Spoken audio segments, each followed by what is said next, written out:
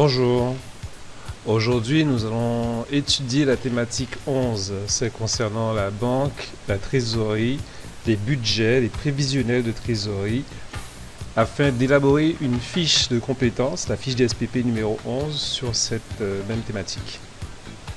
Nous allons étudier à partir de l'exercice du thème 9, opération de trésorerie.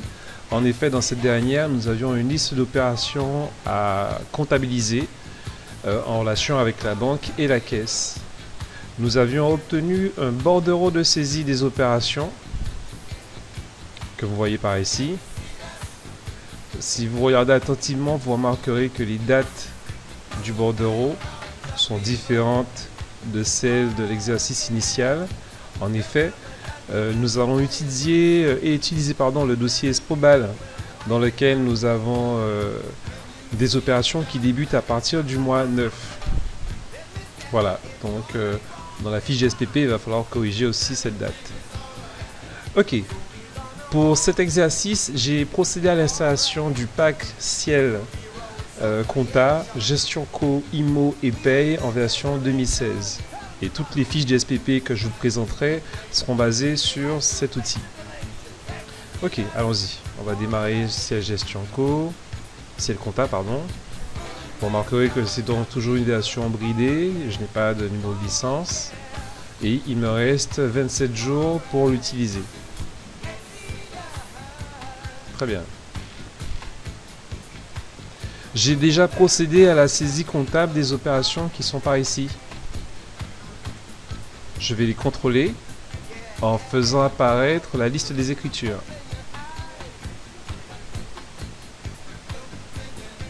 Voilà mes opérations. J'ai eu l'occasion de procéder à des modifications concernant les comptes de TVA et à les créer. Et j'ai aussi dû créer un journal de caisse qui n'existait pas dans mon précédent dossier. Ok, très bien. Voilà. Ça, c'est la fin de la première partie. Et concernant nos écritures. Mais avant de partir, on va quand même jeter un œil à la balance concernant ce même dossier afin d'étudier le solde des comptes. Donc du 1 au 31/12 de tous les comptes, tous les journaux.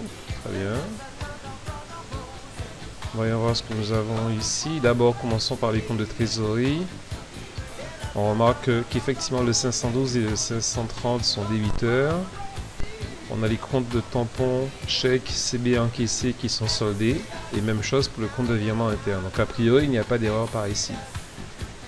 J'avais constaté que les comptes 401 et 411 avaient été utilisés ici.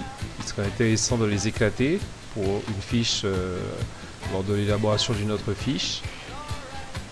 Et nous voyons aussi tout un ensemble de comptes de TVA dont nous pourrons nous servir pour faire des déclarations de TVA lors d'une successive fiche, enfin d'une fiche qui va suivre. Voilà, excusez mon français. Bon, très bien. Ok. C'est parfait.